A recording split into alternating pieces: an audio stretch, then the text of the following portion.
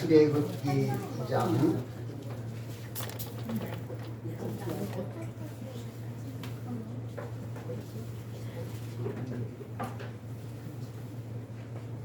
1절에서 7절 말씀까지를 다 같이 한번 읽겠습니다.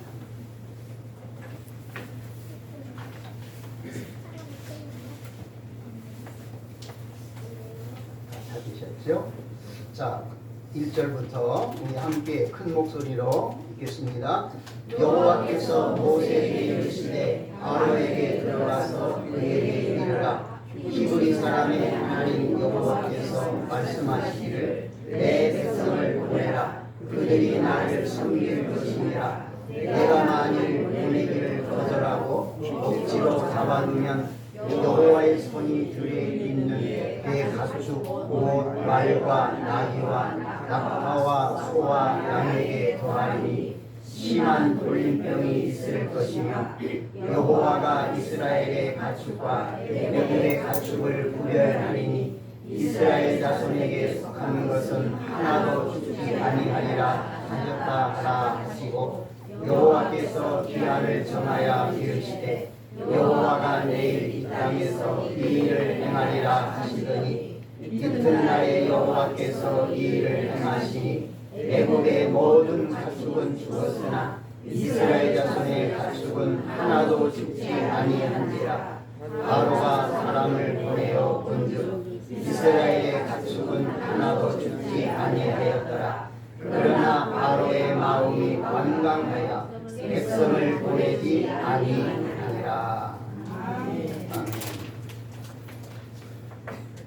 명절이 되면 원래 수도권에 있는 교회들은 자리가 많이 비죠. 전부 이제 고향으로 혹은 뭐 여행 떠나고. 근데 오늘 우리 교회는 다 나오셨네요. 자, 설을 뭐 양력설도 세고 음력설도 세고 인사는 나눠야 되겠죠. 자, 새해 복 많이 받으세요.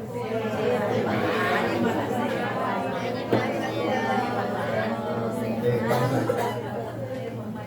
복 많이 받아고 인사 받았으니까 덕담도 하셔야죠. 건강하세요. 네, 건강하세요. 부자 되세요. 부자 되세요. 건강하세요. 사랑합니다. 믿음 생활 열심히 합니다. 아멘. 네. 혹시 더우면 외투 벗으세요. 자유롭게. 더우면 외투 벗으시고요. 지금 이스라엘 백성들이 애굽에 살고 있습니다. 신분이 어떻게 되지요? 네, 노예입니다. 종, 노예예요, 노예. 여러분, 노예 생활이 얼마나 비참합니까? 옛날 노예 제도가 있을 때에 노예는 짐승처럼 노예 시장에 가서 사고 팔았어요. 이게 노예예요. 이스라엘 백성 전체가 노예예요. 할아버지도 노예, 할머니도 노예, 아버지도 노예, 어머니도 노예, 아들, 딸, 손자들, 손녀 전부가 백성 전체가 바로의 노예예요. 얼마나 그 삶이 고달픕니까? 그래서 이스라엘 백성들에게는 한 가지 소망이 있어요. 소망이 뭐예요? 노예에서 해방을 받아 믿음의 조상 아브라함을 통해서 약속받은 가나안 땅에 들어가서 복을 누리며 사는 것이 애굽에 살고 있는 이스라엘 백성들의 유일한 소원입니다. 이제 때가 되었습니다. 하나님께서 애굽에서 노예 생활로 신음하고 고통 중에 있는 이스라엘 백성을 구원하시려고 하나님이 역사를 움직이십니다. 자, 그래서 이스라엘 백성을 구원하시려고 하나님이 먼저 지도자를 세우십니다. 지도자 두 사람을 세우셨지요? 누구지요? 모세와 아론입니다. 여러분, 모세와 아론의 관계를 아시죠? 네, 형제, 친형제입니다. 이 당시 모세의 나이가 몇 살이었지요? 네, 80살. 형 아론의 나이는 83세. 나이가 적은 편은 아니죠. 네. 자, 그래서 이제 하나님께서 모세와 아론을 통해서 하나님 자신의 능력을 나타내 보이십니다. 그러니까 하나님의 능력이 어떻게 나타났지요? 모세와 아론이 말씀에 순종할 때 하나님이 능력을 보여주셨어요. 모세와 아론이 기도할 때 하나님의 능력을 보여주셨어요. 여러분, 오늘도 이 역사는 똑같습니다. 오늘도 하나님께서 말씀에 순종하는 자를 통해서 하나님의 능력을 나타내십니다. 기도하는 자를 통해서 하나님의 능력을 나타내십니다. 여러분, 이 말씀을 붙들고 우리는 하나님의 말씀에 의지하여 살기를 원합니다. 그리고 기도하면서 여러분 하나님을 섬길 수 있기를 바랍니다. 자, 하나님께서 애굽에 모두 전체적으로 보면 10가지의 재앙을 내리셨어요. 10가지의 재앙. 자, 근데 10가지의 재앙을 내리신 목적이 몇 가지가 있어요. 그 중에 첫 번째가 뭘까요? 애굽에 있는 이스라엘 백성을 노예에서 해방시키려는데 첫 번째 목적이 있어요. 자, 첫 번째 목적이 뭐예요? 노예 해방. 예. 이스라엘 백성을 노예에서 해방하시려는 목적으로 하나님이 재앙을 내리셨어요. 자, 또 모두 10가지 재앙인데, 자, 첫 번째 재앙이 무엇이었지요? 자, 애굽에 있는 모든 우물물, 시냇가, 저수지, 강물들이 뭘로 변했습니까? 큰 피로 변했어요. 여러분 한번 상상해 보세요. 얼마나 무서웠을까? 여러분 집에 수도꼭지를 물을 틀었는데 막 피가 쏟아져요. 한강물, 저 탄천의 물이 전부 피가 돼서 벌겋게 흐르는 거예요.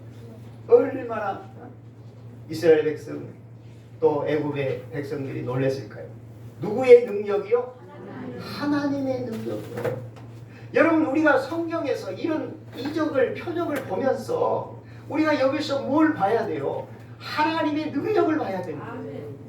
하나님의 능력을 보고, 야, 하나님의 능력은 위대하시다. 어떻게 물을 피로 변하게 하실까? 이 하나님의 능력. 우리는 성경에 기록된 이적을 보고 하나님의 능력을 내가 믿는 거예요. 의지하는 겁니다. 하나님의 능력을 구하는 것입니다. 두 번째 이적은 뭐였지요? 개구리지. 개구리. 하수의 물속에 살고 있는 모든 개구리가 애굽 사람들이 살고 있는 집안에, 침실에, 심지어 밥그릇에까지, 밥상에까지 올라와서 개구리가 지금 뛰어다니는 거. 누구의 능력이요? 하나님의 능력이요. 그 다음에 세 번째 재앙이 뭐였어요? 애굽의 땅바닥에 바람만 불면 날아다니는 이런 티끌들이 전부 벌레, 이로 변한 것. 누구의 능력이요? 하나님의 능력. 그 다음에 네 번째 재앙이 뭐였어요? 파리 재앙. 자, 여기까지가 저지난주까지의 설교 내용이었습니다. 자, 이제 9장으로 넘어와서 다섯 번째 재앙으로 이어집니다. 자, 다섯 번째 재앙은 어떤 재앙일까요? 6절 보겠습니다. 오늘 본문 6절입니다. 자, 본문 6절. 자, 다 같이 시작. 이튿날에 여호와께서 이 일을 행하시니 애굽의 모든 가축은 죽었으나 이스라엘 자손의 가축은 하나도 죽지 아니하니라. 아멘. 자, 여호와께서 이 일을 행하신, 이 일이 어떤 일이에요? 가축. 그러니까 이스라엘 백성의 가축은 어떻게 됐어요? 한 마리도 죽지 않았어요. 하나님이 구별하신 거예요. 여러분, 하나님은 구별하시는 하나님이셔요. 하나님이 우리를 구별하셨어요. 세상 죄악에서 우리를 부르셔서 우리를 구별하셨어요. 구별해 주신 하나님. 자, 이스라엘 자손의 가축은 한 마리도 죽지 않았는데 애굽의 모든 가축은 죽었어요. 여기서 우리는 뭘 봐야 돼요? 하나님의 능력을 보는 거예요. 하나님의 능력. 자, 그 다음에 여섯 번째 재앙은 어떤 재앙일까요? 우리 10절을 보겠습니다. 출애굽기 9장 10절. 자 10절. 자 시작. 그들이 화덕의 재를 가지고 바로 앞에 서서 모세가 하늘을 향하여 날리니 사람과 짐승에게부터 악성 종기가 생기고. 무슨 재앙이요? 악성 종기. 예. 자 모세가 하나님의 말씀에 따라서 화덕에서 재를 이렇게 손으로 움켜가지고 재를 두 움큼 양쪽으로 두 움큼 집어서 이걸 하늘로 날렸어요. 날리니까 어떤 일이 일어났습니까? 사람과 짐승에게부터 악성 종기가 생기고, 그냥 평범한 종기가 아니에요. 악성 종기입니다. 생명을 위협하는 악성 종기가 애굽 사람들과 가축들에게 생긴 거예요. 누구의 능력입니까? 하나님의 능력. 자, 우리는 이렇게 성경의 이적 표적을 보면서 여기서 하나님의 능력을 봐야 돼요. 아, 옛날에 이런 일이 있었다. 이거 그냥 역사로 우리가 흘러버리면 안 돼요. 하나님의 능력을 여기서 보고 우리가 이 능력을 구하는 거예요. 이 능력을 의지하는 거예요. 그리고 힘을 얻고 용기를 얻는 것입니다. 자, 그 다음에 몇 번째까지 했죠? 몇 번째까지 했어요? 네, 6번째. 그 다음 7번째. 자, 7번째 재앙은 24절. 쭉 내려가서 24절입니다. 자, 24절 시작. 우박이 내림과 불덩이가 우박에 섞여 내림이 심히 맹렬하니 나라가 생긴 그때부터 온 땅에는 그와 같은 일이 없었더라. 아멘. 자, 7번째 재앙이 어떤 재앙이요? 우박. 근데 그냥 우리가 보는 그런 우박이 아니고, 우박에 뭐가 섞였어요? 불덩어리. 그러니까 불덩어리와 우박이 섞여서 하늘에서 쏟아지는 거예요. 자, 이 우박의 재앙. 자, 그래서 9장에 몇 가지의 재앙이 기록되어 있습니까? 출애굽기 9장에 가축이 죽는 재앙, 사람과 짐승들에게 악한 독종, 종기가 생기는 재앙, 그리고 불덩이가 섞인 우박이 떨어지는 재앙. 자, 세 가지 재앙이 9장에 기록되어 있습니다. 자, 그래서 오늘은 이 세 가지의 재앙을 우리가 살펴보면서 함께 은혜를 나누고자 합니다. 자, 오늘 설교 제목입니다. 자, 설교 제목. 읽었어요? 자, 제목 다 같이 시작. 말씀을 마음에 봅시다. 말씀을 어디에 둬요? 마음. 자, 우리가 말씀을 어디에 둬야 돼요? 마음. 우리 마음에 말씀을 두고 살아야 돼요. 이 말씀이 어디에 있지요? 출애굽기 9장 20절. 20절. 출애굽기 9장 20절. 20절 띄워주세요. 네. 자, 20절. 자, 시작. 바로의 신하 중에 여호와의 말씀을 두려워하는 자들은 그 종들과 가축을 집으로 피하여 들였으나. 그 다음 21절. 여호와의 말씀을 마음에 두지 아니하는 사람은 그들의 종들과 가축을 들에 그대로 두었더라. 자, 여기 보면 21절에 여호와의 말씀을 마음에 두지 아니하는 사람들은, 자, 그리고 20절에는 여호와의 말씀을 두려워하는 자들.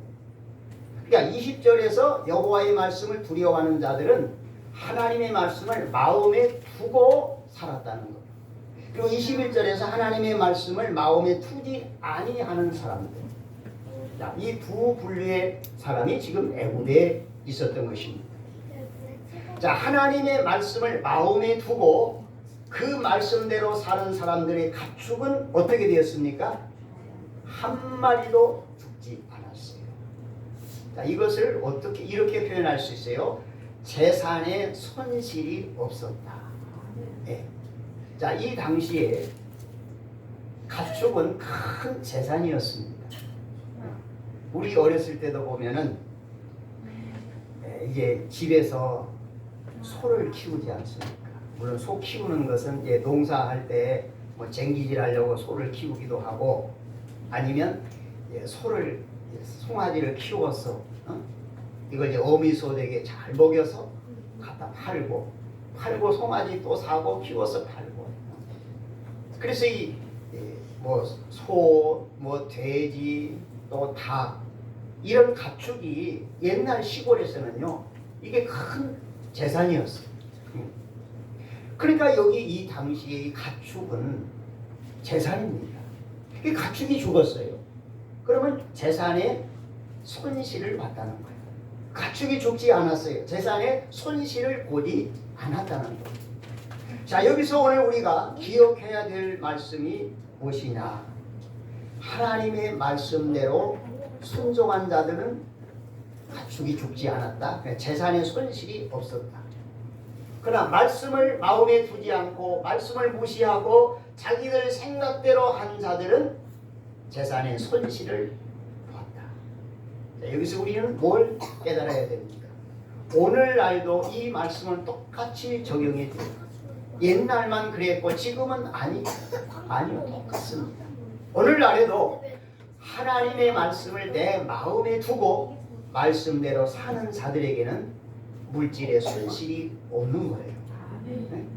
그러나 하나님의 말씀을 마음에 두지 않아요. 말씀 나와는 아무 상관이 없어요. 그러면 내 생각대로 내가 계획해서 내가 생각하고 내 노력으로 사는 거예요.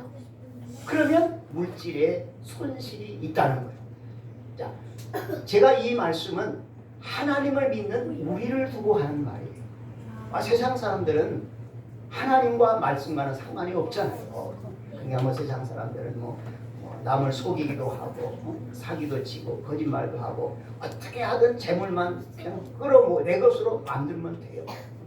그러나 우리 그리스도인들은 그게 아니에요. 그게 아니고 먼저 우리는 하나님의 백성으로서 말씀대로 살아야 돼요. 말씀대로 살면서 사업도 하고 직장 생활도 하고 말씀대로 살면서 내가 돈을 얻으려고 돈을 벌려고 노력을 하는 겁니다. 그러는 가운데 하나님이 우리에게 물질을 붙여주시는 거예요. 하나님을 믿는 백성이 말씀을 다 무시하고 성경하고 나오고는 상관이 없어.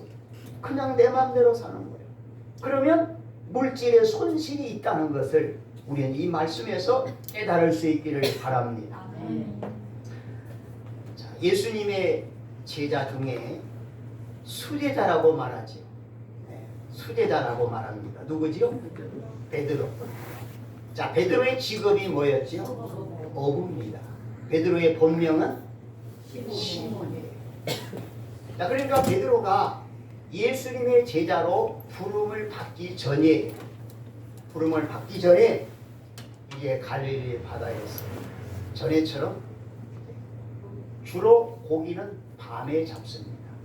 낮에 잡기도 하지만 대부분 어부들은 주로 밤에 고기를 많이 잡아요. 자, 그래서 베드로도 이제 동생 안드레하고 또 동업자인 누가 있죠? 세베대의 아들 야고보와 요한, 이 동업자들하고 같이 이게 또 갈릴리 호수에 갔어요. 해질녘에 밤새도록 그물을 내리는 거예요. 그물을 내렸다 또 건졌다 내렸다 건졌다. 근데 이날 밤에는 고기를 한 마리도 못 잡았어요. 한 마리. 자, 그리고 이제 날이 밝은 거예요. 이른 아침이 돼서 이제 해변가로 나와서 빈 그물을 싣고 있어요. 그때 예수님이 해변가에 나타나셔서 베드로에게 하신 말씀이 무엇입니까? 깊은 데로 가서 그물을 내려 고기를 잡라. 예수님은 어부가 아니에요. 여러분, 예수님 직업 아시죠? 목수입니다. 네. 예수님은 목수 직업을 가지셨어요. 예수님은 갈릴리 바다에 대해서 뭐 어디 가서 무슨 고기 경험이 없어요. 어부 생활. 자, 근데 예수님은 베드로에게 당당하게 명령하시는 거예요. 깊은 데로 가서 그물을 내려 고기를 잡혀. 자, 그때 시몬이 예수님의 말씀을 그대로 받아들여요. 그 말씀을 마음에 담은 거예요. 내가 어렸을 때부터 이 갈릴리 호수에서 내 잔뼈가 굵었는데 나는 고기 잡는 최고의 어부인데 이런 자존심 다 내려놓은 거예요. 내려놓고 그때는 베드로가 예수님이 메시아인 거 몰라요. 모를 때입니다. 그냥 말씀을 백성들에게 가르치는 선생님 납비로 알았어요. 그래서 베드로가 이렇게 고백하잖아요. 선생님 이렇게 말해요. 선생님, 제가 밤새도록 고기를 잡으려고 수고했는데 한 마리 고기도 잡지 못했지만 말씀에 의지하여 내가 그물을 내리겠습니다. 여기서 중요한 건 뭐예요? 말씀에 의지해서 주님이 말씀하신 대로 내가 그물을 내리겠습니다. 그래서 이제 배를 노저어서 좀 깊은 데로 가서 주님 말씀하신 대로 그물을 던졌어요. 그리고 그물을 끌어올렸습니다. 얼마나 고기가 많이 잡혔는지 그물이 찢어질 정도로. 그 베드로의 배로는 다 고기를 담을 수가 없어가지고 급하게 동업자 되는 야고보와 요한을 불러가지고 배를 2배에 가득 싣고 나왔습니다. 자, 여기서 우리가 기억할 것은 무엇입니까? 베드로가 밤새도록 수고했지만 한 마리 고기를 잡지 못했습니다. 그런데 주님의 말씀에 순종할 때에 고기를 2배에 가득하게 잡을 수가 있었습니다.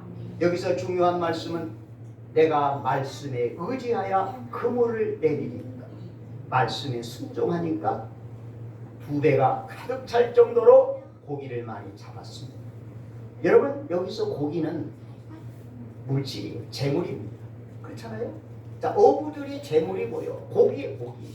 고기를 잡아야 수입이 있는 거예요. 자, 베드로가 예수님의 말씀에 순종했더니 고기를 많이 잡았다. 물질을 얻었다는 거예요. 만약에 베드로가 여기서 예수님 말씀 거부했다면 베드로는 고기를 잡을 수가 없었을 거예요. 여러분, 이 말씀은 오늘날 우리에게도 동일하게 적용됩니다.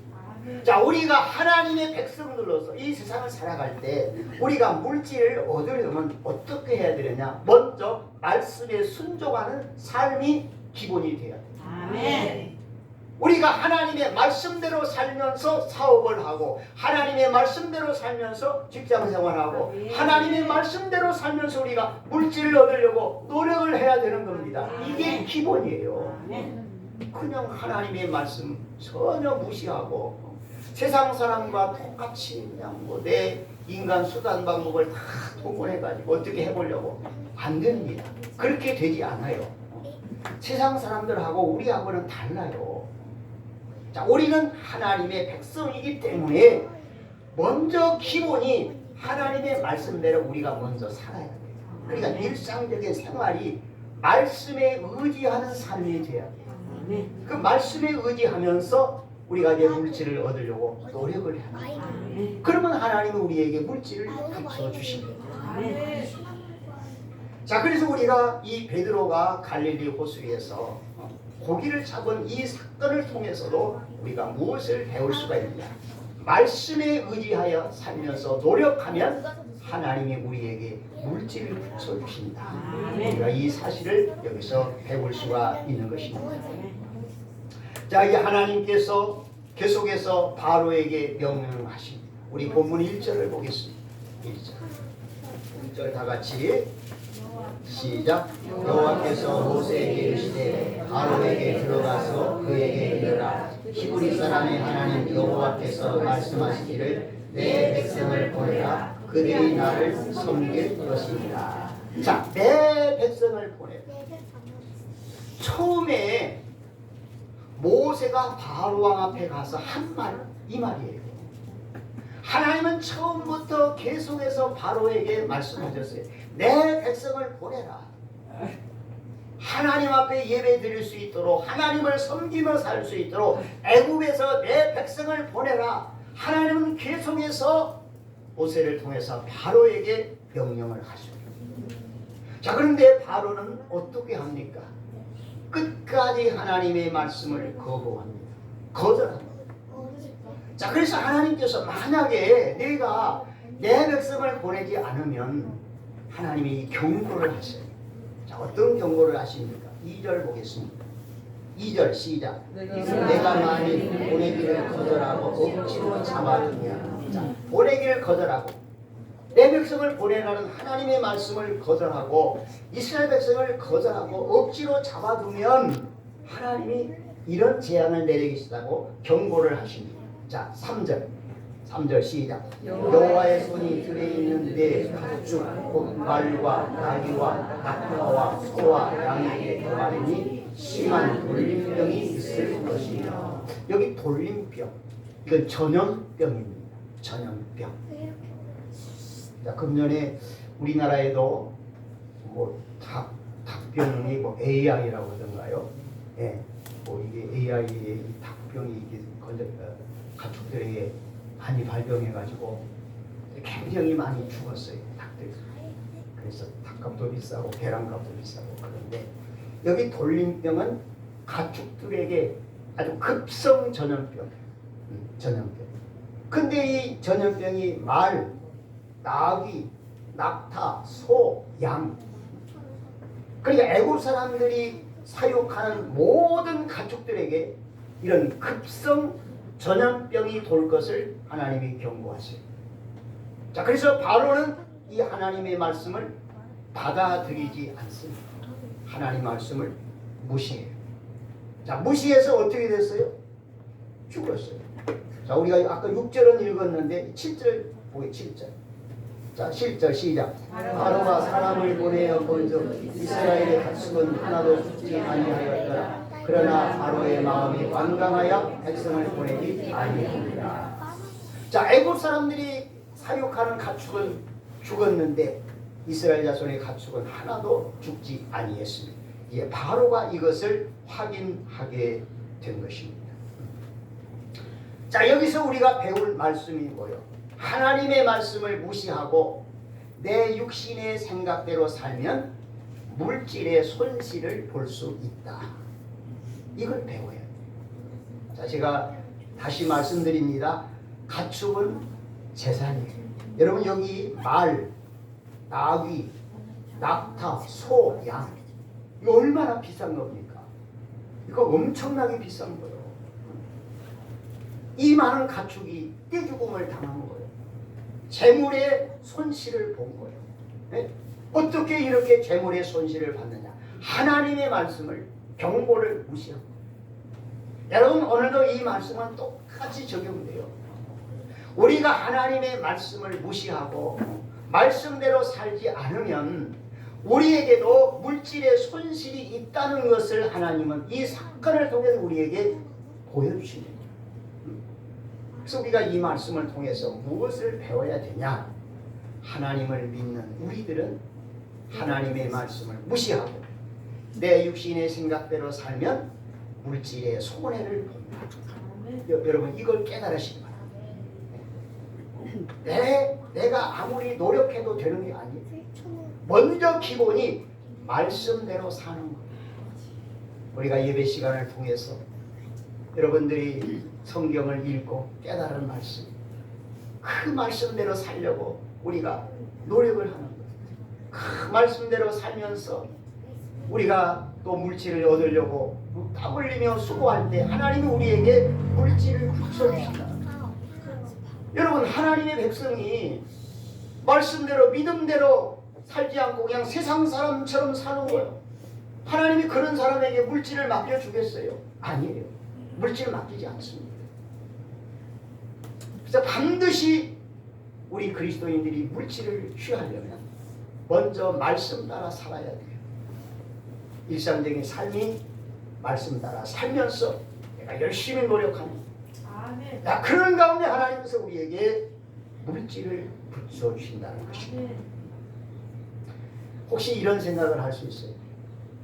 예를 들어서 뭐 사업을 하다가 혹은 어떤 일을 하다가 물질의 손해를 봤다. 아, 그게 운이 없어 그런 거죠.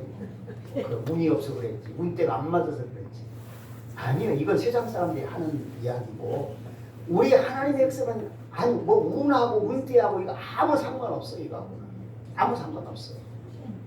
그 왜 물질의 손실을 봤을까? 그 이유는 오늘 답이 나왔잖아요. 평소에 하나님의 말씀대로 살지 않은 거예요. 아니 하나님의 말씀대로 하나님과 말씀과 너무 거리가 멀어져 있는데 하나님이 그런 사람에게 물질을 맡기시겠어요? 아닙니다.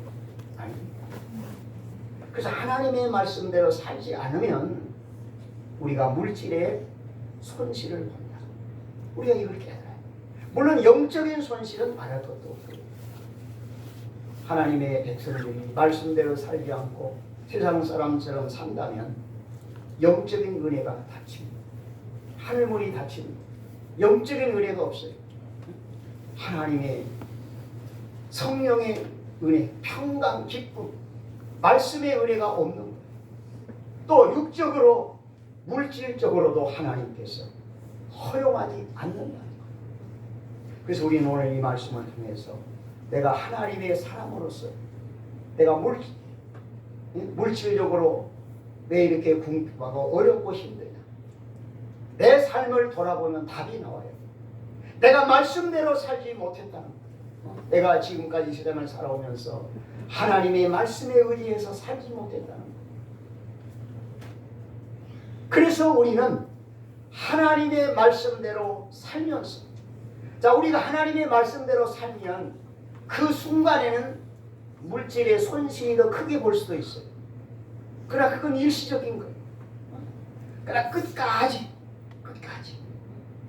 여러 가지 경제도 어렵고 환경이 어려워도 그 환경에 무너지지 않고 어떻게 하든 하나님의 말씀을 붙들고 기도하면서 믿음으로 살려고 애를 씁니다. 그런데 반드시 하나님께서 물질을 보장해 주신 겁니다. 하나님이 물질을 붙여 주시는 것입니다. 자, 우리도 성경 우박의 재앙에서 또 가르침을 받겠습니다. 자, 21절 다시 봅니다.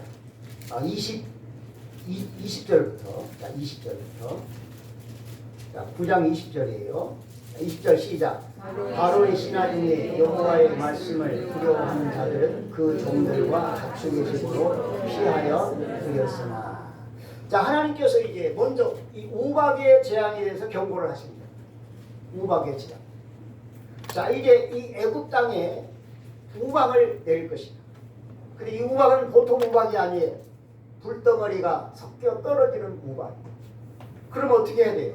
하나님이 경고 말씀을 듣고 들에 있는 짐승을 다 집으로 우리 안으로 다 끌어들여야지.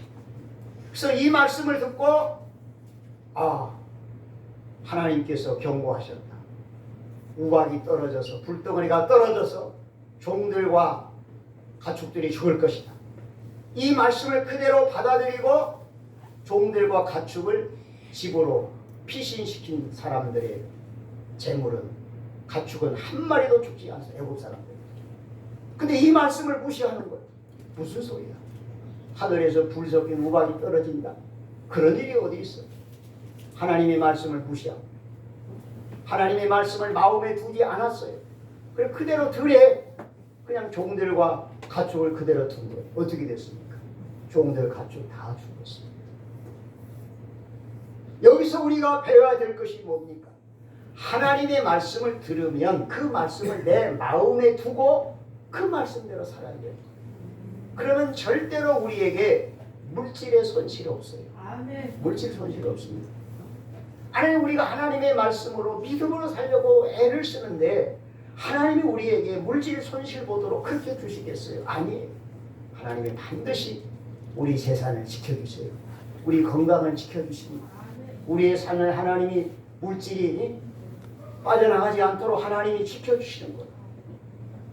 그래서 우리는 하나님의 백성으로 말씀대로 살면 영적인 은혜를 누리고 또 물질적으로도 우리가 부요함을 누릴 수 있다는 것을 우리는 오늘 이 말씀을 통해서 배울 수가 있는 것입니다.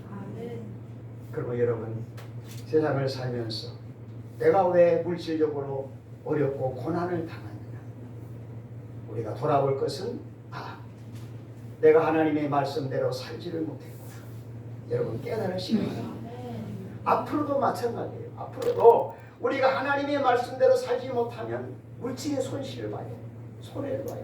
뭐 괜히 우리 돈 나갈 일이 생기는 거예요. 그러나 하나님의 말씀대로 우리가 의지해서 살 때에 하나님이 우리의 모든 재산을 지켜주시는 거예요.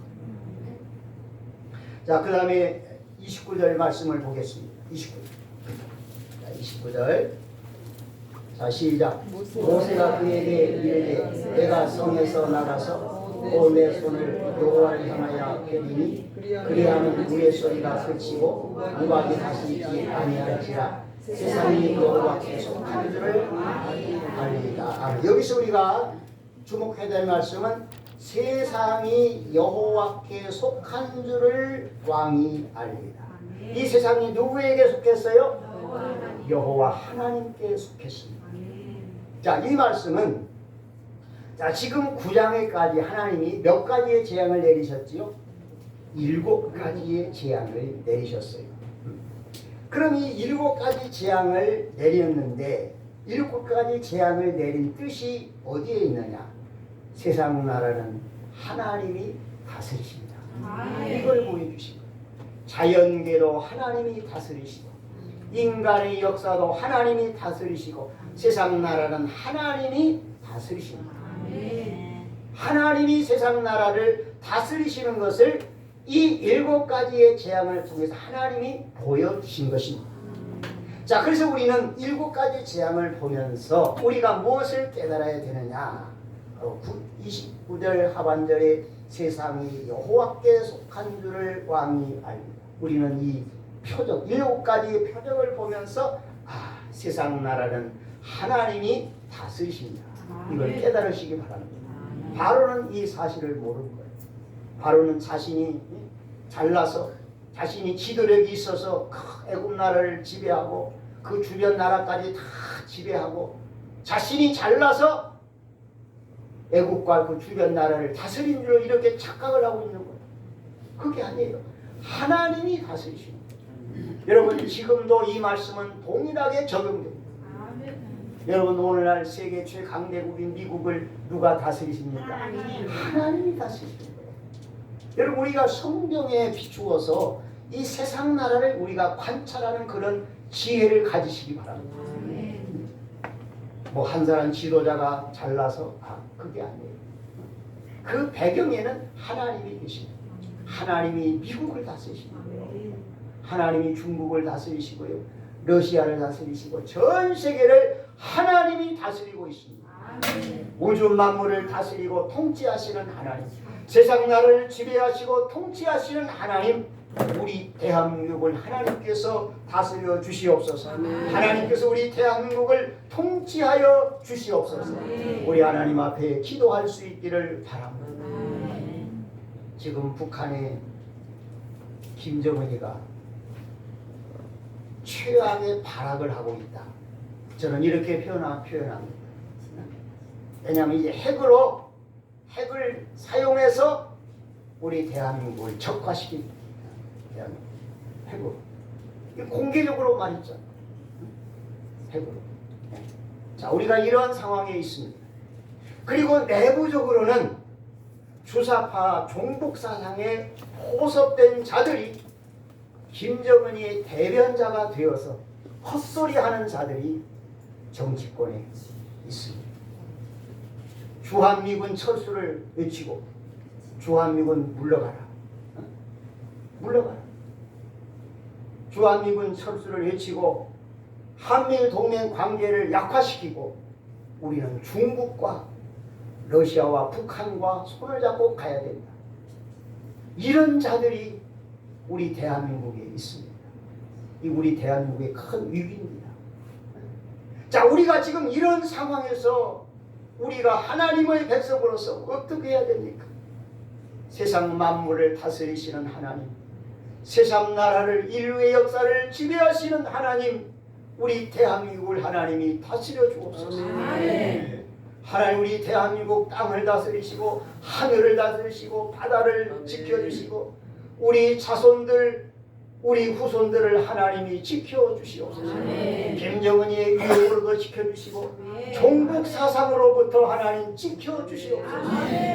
세상 나라를 다스리시는 하나님 앞에 여러분 깨어서 기도할 수 있기를 바랍니다.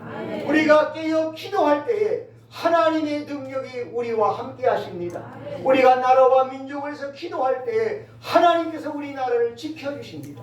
반드시 저 북한의 김정은이를 하나님이 제거하시고 우리 자유 대한민국 체제로 남북 통일이 이루어질 수가 있는 것입니다. 여러분 나라와 민족을 위해서 더 깨어서 기도할 수 있기를 원합니다. 자, 이제 마지막으로 16절 말씀을 보겠습니다. 16절. 자, 시작. 내가 너를 세웠으면 나의 능력을 내게 보이고 내 이름이 온 천하에 전파되게 하여 함이라. 아멘. 자, 여기서 하나님께서 능력을 보여주셨어요. 지금까지 7가지의 능력을 보여주셨어요. 능력을 보여주셨어요. 그게 하나님이 능력을 왜 보여주셨습니까? 그렇죠. 온 천하에 누구의 이름이? 하나님 이름이 전파되게 하시려고 하나님이 이적을 능력을 해가셨다고 말씀하고 있습니다. 자, 그래서 이 당시에 여러분 애굽 사람들은 다실론주의자들이요. 물에도 신이 있고 산에도 신이 있고 바위 속에 나무에도 신이 있고 뭐 다실론자. 뭐 신을 한두 명 섬기는 게 아니에요. 자, 우리 기독교는 유일신. 여호와 하나님 외에는 믿음의 대상이 있다 없다? 없어요. 없어요. 여호와 하나님 외에는 모두가 거짓신이고 가짜신입니다. 그건 사람들이 만들어 놓은 신들이에요. 그러니까 하나님께서 너희 애굽 백성들이 이스라엘 백성들이 섬기고 예배의 대상은 하나님뿐이다. 오직 믿음과 섬김의 대상은 여호와 하나님뿐이라는 것을 하나님이 능력을 통해서 보여주신 거예요. 그래서 여호와 하나님의 이름이 애굽 땅에 퍼졌습니다. 애굽의 이웃 나라에 또 그 더 먼 나라까지 여호와의 이름이 능력을 통해서 나타나십니다. 여러분 오늘도 하나님의 이름은 온 땅에 전파되어야 됩니다. 여러분 우리가 성경의 기적을 보면서 무엇을 깨달아야 됩니까? 우리의 믿음의 대상은 여호와 하나님뿐이다. 우리가 이걸 깨달아야 돼요.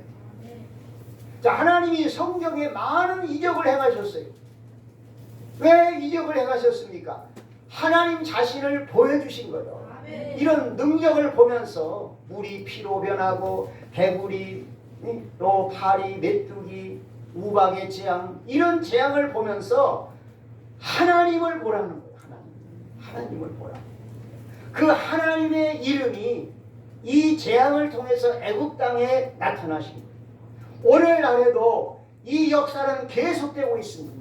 우리가 성경에 기록된 이런 이적과 표적을 보면서 우리가 하나님을 알게 되는 겁니다. 그 하나님의 이름이 오늘날 우리의 입술을 통해서 만방의 세상에 전파되어야 하는 것입니다. 이제 말씀의 마무리를 하겠습니다. 오늘 설교 제목 우리 다 같이 한번 읽겠습니다. 설교 제목 다 같이 시작. 하나님의 말씀을 마음에 두고 삽시다. 다시 한번 말씀을 마음에 두고 삽시다. 여러분 하나님의 말씀을 마음에 두고 그 말씀대로 살기를 바랍니다. 말씀대로 살지 못하면 영적으로 물질적으로 손실을 봅니다. 그러나 말씀대로 살면 영적으로 물질적으로 하나님이 부여의 복을 주십니다. 그래서 우리는 하나님의 말씀을 붙잡고 그 말씀을 따라 사는 우리 하나님의 사람들 다 되시기를 주님의 이름으로 축복합니다. 기도하겠습니다. 살아계신 하나님 아버지, 우리를 하나님의 자녀 삼으시고 설 명절 연휴에도 우리가 주일을 맞이해서 하나님 앞에 나와 마음껏 찬양하며 예배하게 하시니 감사합니다. 오늘도 우리가 하나님의 말씀을 듣고 다시 한번 결심합니다. 하나님의 말씀을 내 마음에 두고 그 말씀대로 살 때에 하나님이 신령한 은혜를 주시고 물질을 붙여주신다는 이 사실을 깨닫게 하여 주시옵소서. 우리가 그동안 하나님의 말씀을 마음에 두지 아니하고 내 인간의 머리로 생각으로 계획으로 노력으로 살았던 것은 다 헛된 일인 것을 깨닫게 해주시고 이제부터는 하나님의 말씀대로 살아서 신령한 복을 풍성히 누리고 또 물질의 복도 풍성히 누릴 수 있는 은혜를 허락하여 주시옵소서. 특히 우리 사랑하는 아들, 딸들에게 이 깨달음을 주시어서 너희들이 하나님의 말씀대로 살면서 너희들이 세상을 살아갈 때에 반드시 하나님께서 너희들에게 축복하신다. 이 말씀을 우리가 자손들에게도 전할 수 있는 지혜를 더하여 주시옵소서. 예수님의 이름으로 기도하옵나이다. 아멘. 자리에 일어나셔서 찬송 201장입니다. 201장.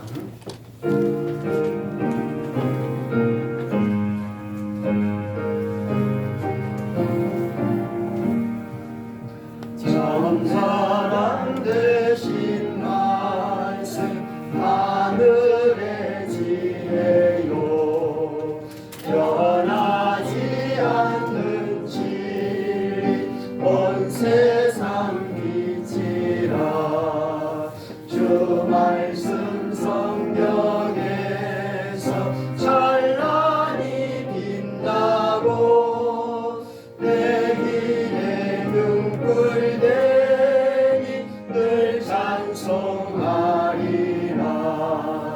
주께서 세운 교회 이 말씀 받아서 그 귀한 빛을 비춰 온 세상 밝힌다 귀중한 성경 말씀 금보다 귀하여 주님의 귀한 모습 잘 드러내도다 이 말씀 깃발처럼 드높이 날리니 어두운 바다 위에 등대와 같도다 이 모래 같은 세상 나 평생 지낼 때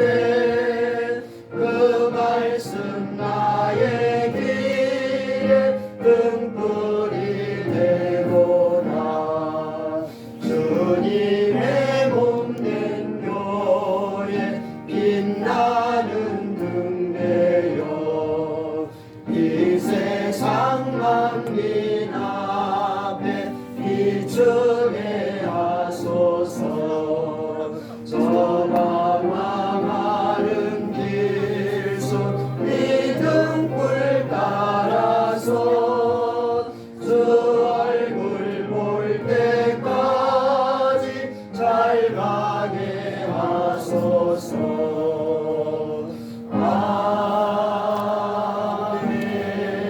아멘. 지금은 우리를 죄에서 구원해 주신 예수 그리스도의 은혜와 하나님 아버지의 사랑과 성령의 교통 충만 인도하신 은혜가 하나님의 말씀을 마음에 새겨두고 그 말씀 붙들고 살기를 원하는 하늘의 백성들 머리머리 위에 가정가정 위에 이제로부터 영원토록 함께 있어지이다. 아멘.